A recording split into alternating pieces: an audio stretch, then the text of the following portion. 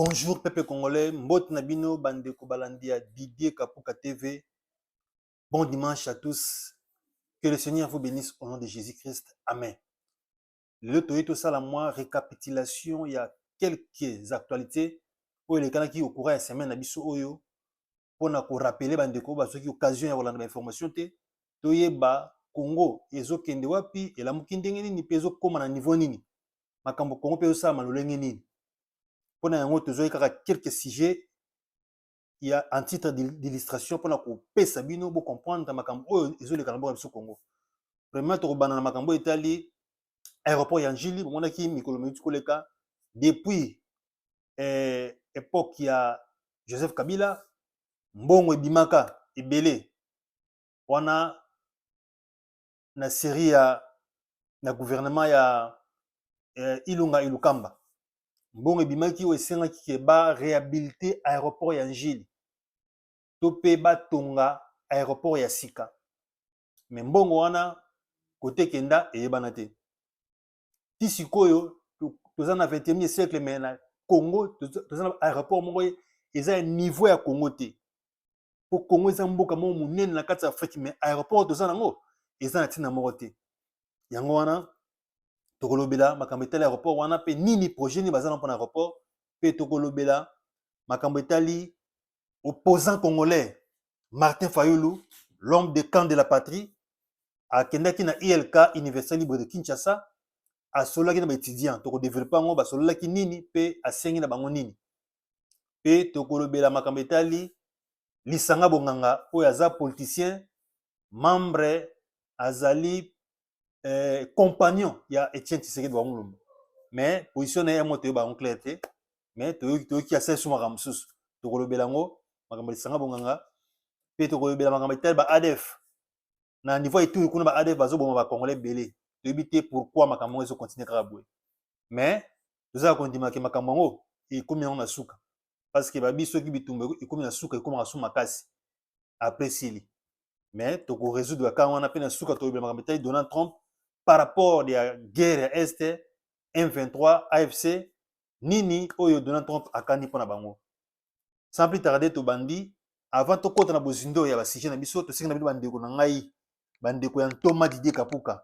nasengi na bino bosabone massivement na chaîne na biso Didier Kapuka TV bosabone bolike bopartage nzambe akopambola bino bopesa biso makasi ya koluka suba information ya kosala baanalyse approfondie mpona koluka kodefendre mboka na biso Congo mpo nzambe abisaki ngai ke Congo ekobonga d'ailleurs nzembo ezali oyo nasala mpona Congo so okoti na chaîne na ngai Didier Kapuka TV luka titre ya nzembo Congo ekobonga yoka yango bien ntina suka ocomprendre message donc Congo eza na bonne marche sans plus tarder tokoti na sujet na biso ya liboso tokolobela makambo etali aéroport ya Njili aéroport ya Njili eza na compagnie moko ya américaine oyo bazwaki marché ya kotonga aéroport ya sika aéroport ya Njili oyo eza na ba norme internationale donc aéroport moko ya kitoko makasi ya monene ya grandeur ya Congo balobi aéroport wana ekozala premier na Afrique centrale mobimba ekozala premier mpona niveau baotongela yango eza na niveau moderne ya lelo bamateriel ya lelo donc Congo ezokende malembe eza ngai te ngam nalobi yango te bolanda ye moko ministre ya affaires étrangères ndenge expliquer makambo oyo etali aéroport des plans pour l'élaboration ou le développement d'un nouvel aéroport international de Njili, entre autres avec les présentations du bureau d'architectes SOL venu des États-Unis d'Amérique. Il y avait plusieurs ministres sectoriels qui ont participé, y compris le ministère des Affaires étrangères. Je pense que de la perspective de notre ministère, mais c'est un avis qui a été partagé par plusieurs autres collègues aussi, c'est évidemment une symbolique extrêmement positive de voir une entreprise de renommée américaine s'investir dans ce projet d'une telle symbolique. C'est la porte d'entrée vers la République démocratique du Congo et ça nous montre justement que dans notre logique de rapprochement avec les États-Unis d'Amérique, nous ne restons pas dans une optique qui se limite, comme certains le pensent, uniquement sur les questions de minerais stratégiques, mais plutôt une compréhension beaucoup plus large. Et je pense que ce sera un projet emblématique qui nous montrera comment on pourra aussi imaginer un partenariat plus étroit entre la République démocratique du Congo et les États-Unis d'Amérique, qui va bien au-delà des clichés qui sont pour l'instant, si vous voulez, un peu à la mode. Je pense que cet aéroport pourra nous donner beaucoup d'inspiration sur ce que ces deux pays peuvent faire ensemble. Merci. Je dirais ça a été une démo formidable qu'on a eu aujourd'hui. Et c'est quelque chose qu'on n'a jamais vu. Je vous informe avec vous. C'est quelque chose qui va être la fierté de toute la nation, mais pas seulement la fierté de la RDC, mais ce sera la vitrine de tout le continent africain. Parce qu'on est en train de faire quelque chose en étroite collaboration avec notre partenaire SOM, une société américaine. On avait parlé que ce sera la toute première aérogare, et aussi côté PIS, qui va être aux normes internationaux. Donc, on va s'assurer que tous les règlements internationaux de l'ACI, qui est de sûreté et sécurité, ça va être au conformément. Voilà. Alors, l'échéance, c'est le... Bolandi, Ndenge, ministre des Affaires étrangères, Mama Wagner, Thérèse Kaikwamba, Ndenge a PC l'idéologie pour l'aéroport Oyo Salama et Gozalaba normes moko internationaux. Donc, ils ont fierté Afrique Mobimba. Ils ont sur Makasi, Yango Moni, Congo, to Kenoka Malé Malembe. Tango bino bolala, boka nsenet keno, to saba jeme, to saba jete. Congo ezamboka nzambe. Israël obino botanga na Bible, Israël eza Israël wana te. Israël eza na Congo. Congo eza paradis. Congo eza terre promise. Yango ki na yembaki nzembo. Na binini. Voilà, je suis au Congo. Oh Congo, toi paradis. Congo terre promise. Oh Congo, l'étoile d'Afrique.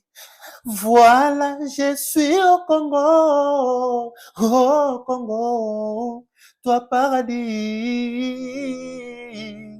Congo terre promise, oh étoile d'Afrique, Dieu t'a choisi. Voilà, Congo ezali étoile d'Afrique, ezali terre promise. Botama congolais oyo kelengi.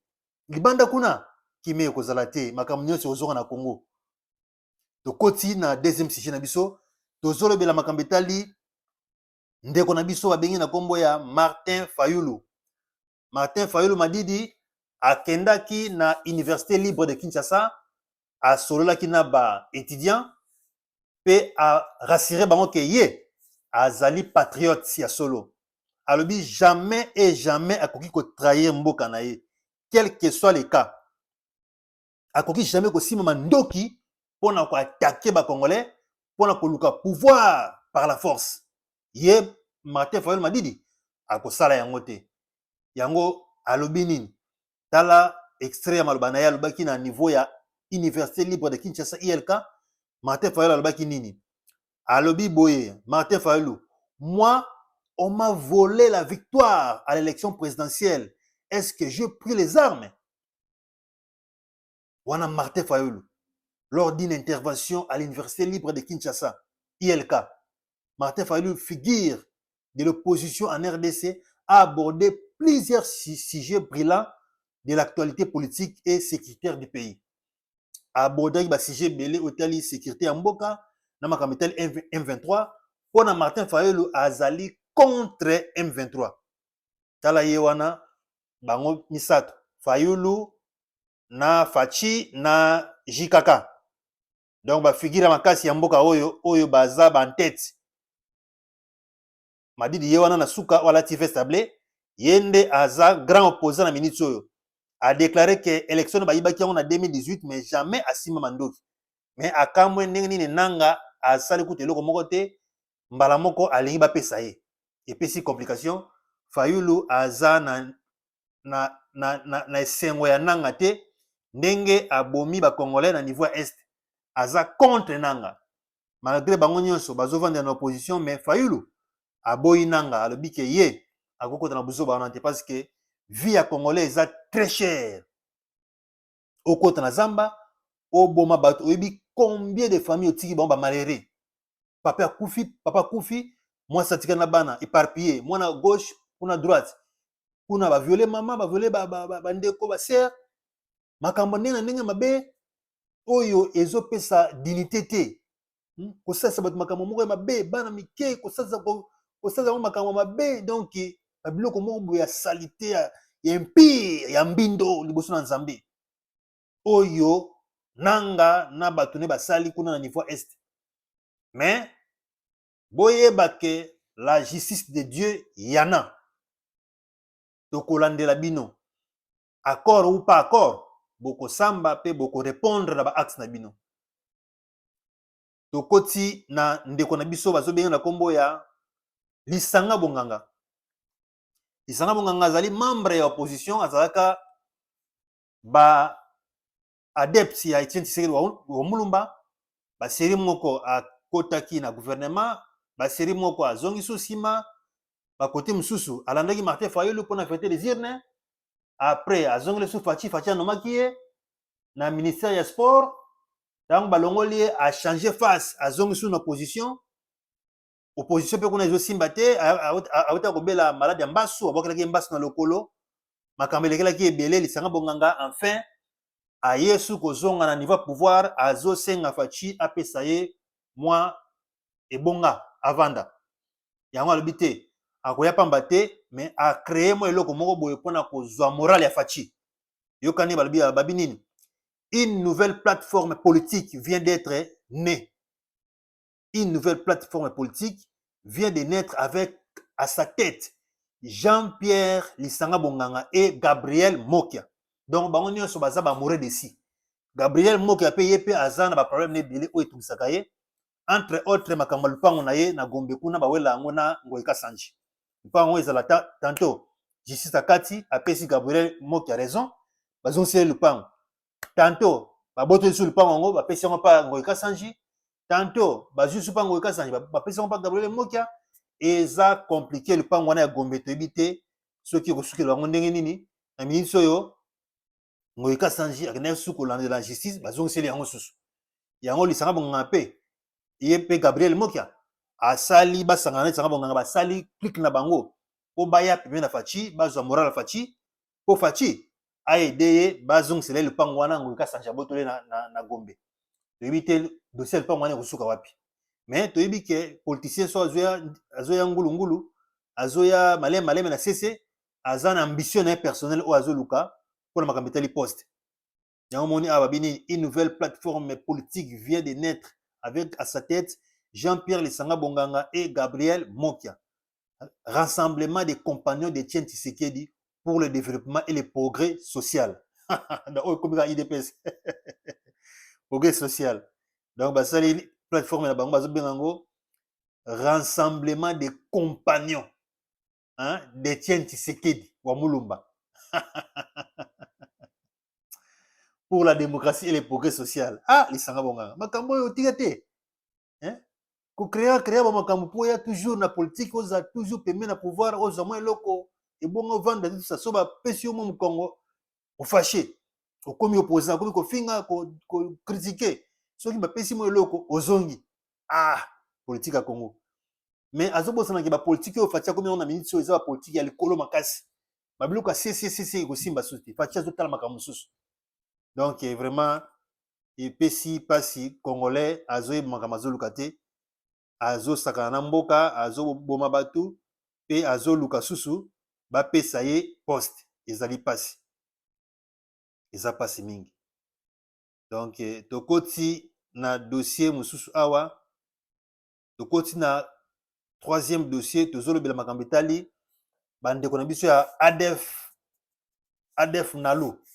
ADF oyo baza ba rebelle ya Uganda mais toyebi te nini basalaka na Congo. Babanda okaka ADF abomi bato ADF asali boye réclamation na bango ezalaka nini na niveau ya Congo po bakoma koboma ba Congolais boye.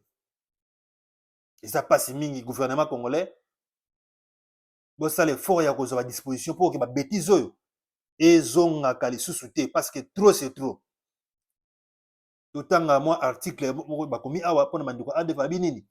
Les bilans de l'attaque des génocidaires ADF Nalu sur les populations civiles à Komanda continue à s'alourdir et passe de 31 à 37 morts, en majorité les croisés du diocèse de Bunia, plusieurs portées disparues dont le nombre est encore inconnu. Les dégâts matériels incalculables. Donc, ba ADF Oyo bazo sala terreur. Ba bomi plus de 37 Congolais na mboka na bango. Tala na bino moko. Soit disant rebelle ya Uganda. Mais aye na Congo, abomi ba Congolais ebele. Pe bazaka pere na kati ya Congo. Bino ADF, bozela, to si sona mamba 1-23. Tokotala bino. Donc, eza passe mingi bandeko. Tala ndenge bandeko awa bazali kolela. Donc, eza image moko ya pasi. Bibembe elandani na ndenge ya kosakana te. ADF azoboma na Congo.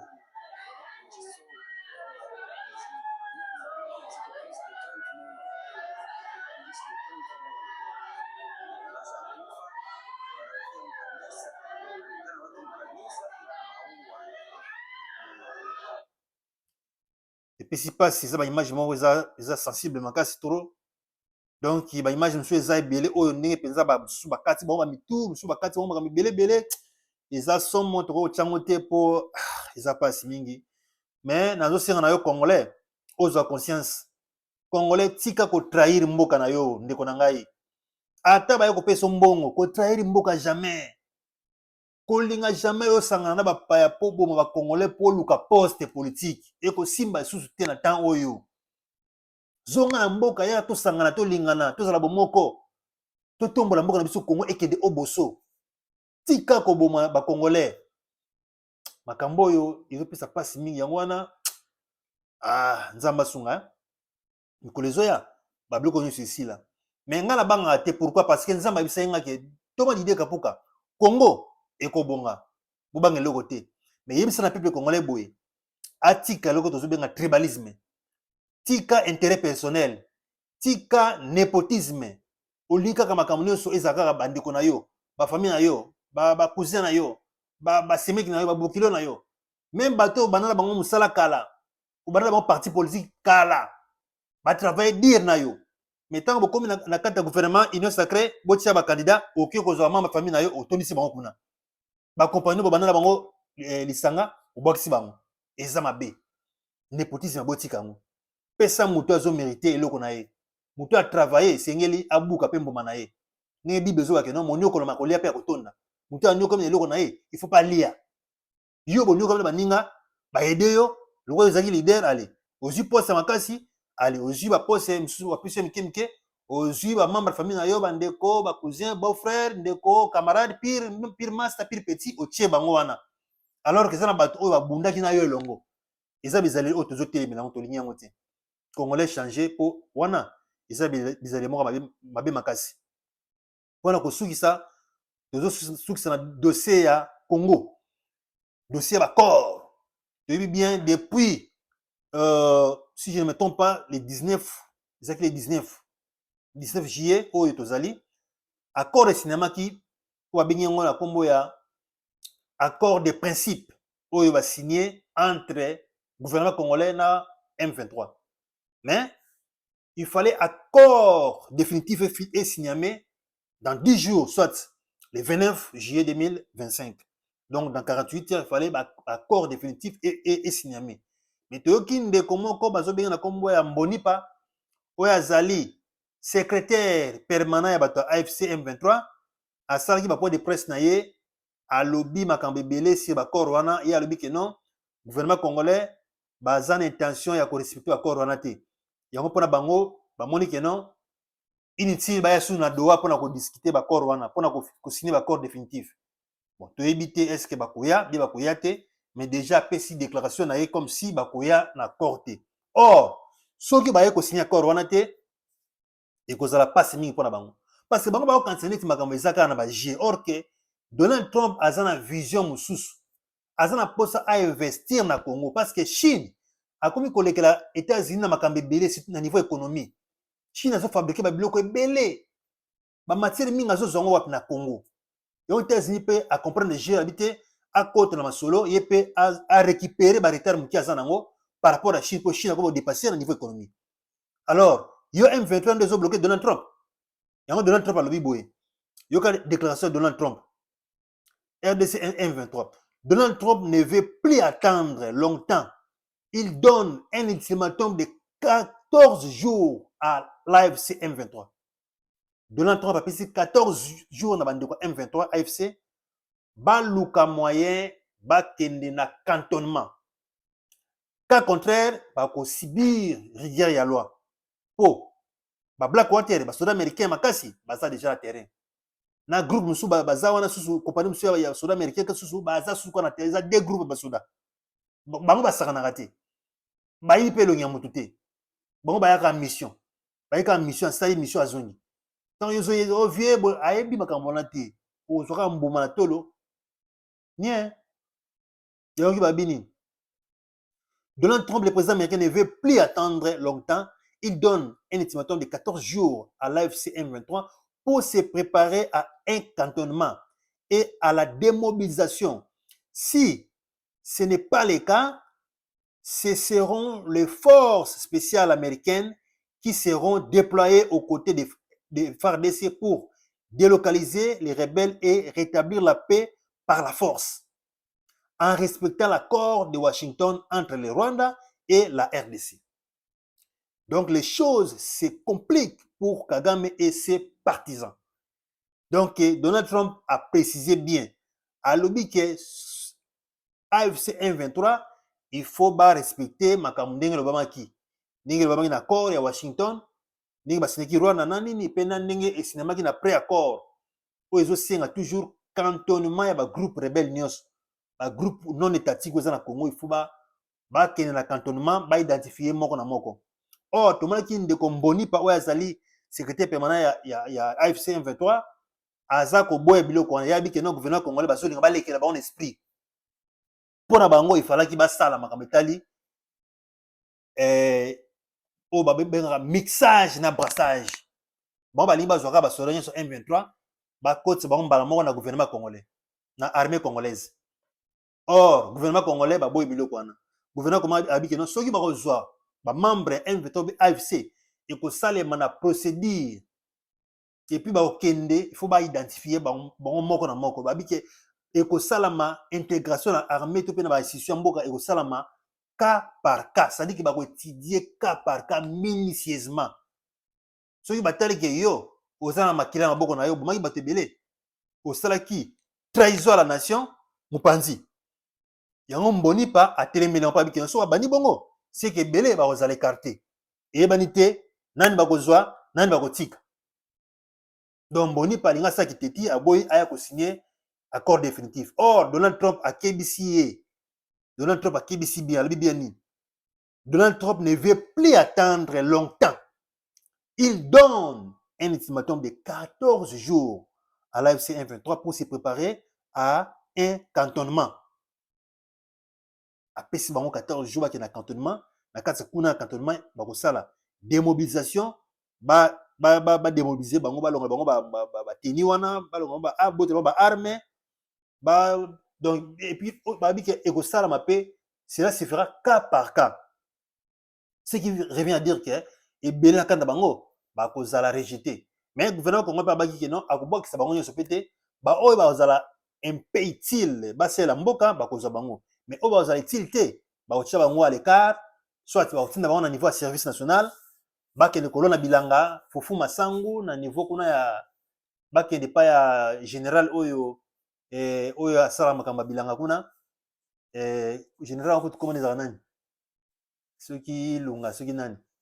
Oyo azo sama mabilanga kuna général wana, zo pesi longone apo asamsa kitoko na niveau de service national.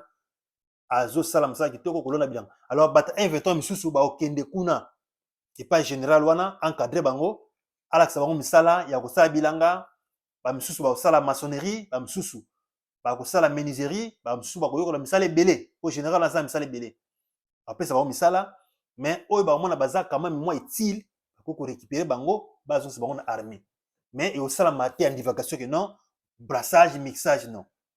Et au salama cas par cas ya on Mbonipa secrétaire permanent M23 a boy biloko wana pe azoko signifier que c'est comme si à cause la tena ba corps wana ya doa oyo accord définitif et signami. Or ce qui ba yete et ozala pas mingi pona bango po Donald Trump azonga simate pe gouverneur congolais bazui déjà ba disposition mo makasi ba bakise ba arme lourd bakise biloko ebele donc bakozala déloger par force pe bako perdre ebele yango wana tosinga na ba M23 bomikitisa bozala ba patriote solo oyo ayebi kaza congolais aza kati ya M23 tika lisanga wana yaka ozonga na maboko ya mboka na mboka leta congolais gouvernement bayamba yo pe oyambola na monoko noke ondimi kotika misala ya mabe ya terrorisme ya koboma congolais ya kosala mobulu na mboka kotia ba désordre pe ondimi oya koservir mboka opesi ba garantie na nyonso pe tokozwa yo tozongisi yo na armée totia place moko boye oyo pe akoboya atikali kaka yengele yango wana congolais yebake makambo eza koavancer ntango yo ozolala pongi okasa neti na tolala o akara mpe bana basinyaki yo yebi te makambo ekendaka na procédure malembe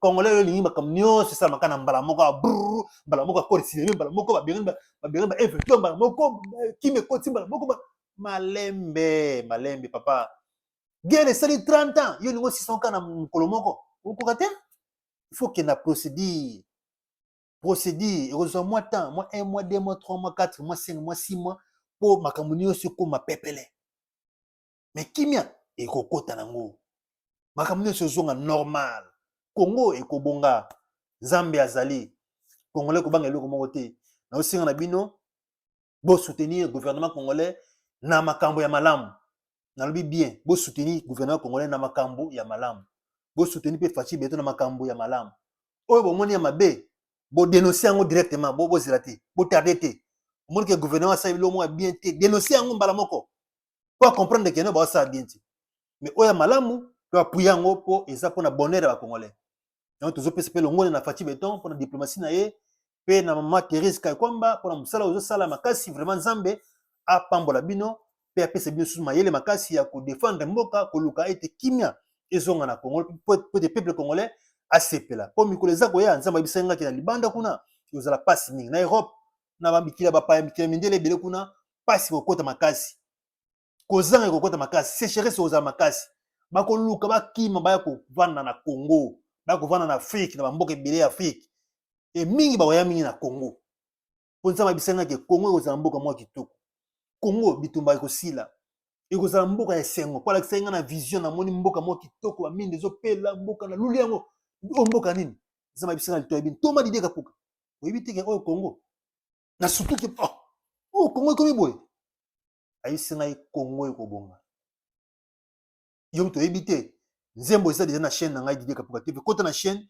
luka titre nzembo Congo ekobonga yoka yango bien ocomprendre ke mboka oyo eza mboka Nzambe congolais nde longola motema mabe Satan nda kotia motema mabe na ba congolais embriema ya koyina na bino koboma na bino pona ko embrie bino munguna kota asakaje bino or bozana eloko ya mutuya ya précieuse oyo bozana ngo na maboko bozoye bande kosela ngo te yango congolais nyonso tika distraction tika motema mabe tika likundu tika kobundisa mboka na yo moko tika rébellion tika intérêt personnel tika tribalisme tika népotisme tika misala ya mabe tika kindoki linga ndeko no congolais lokola yo moko kolinga salisa ndeko no congolais salisa mboka na yo oza libosa ndako na yo zwa kombolaka libosa ndako na yo na balabala na bino kombolaka chef de quartier chef d'avenue bourgmestre bosala musala ya salongo ezonga Kinshasa bopeto Congo bopeto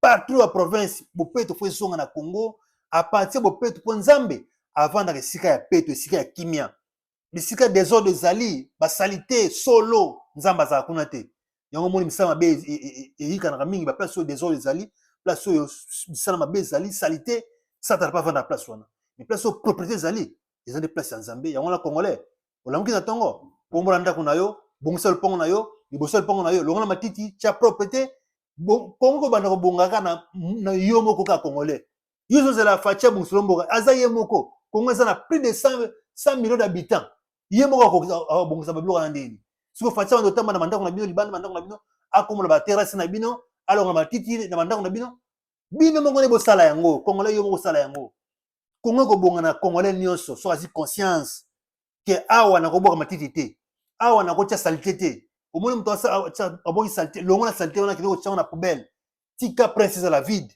tika makadame ezala propre ezala vide ndenge baninga batonga mboka na bango.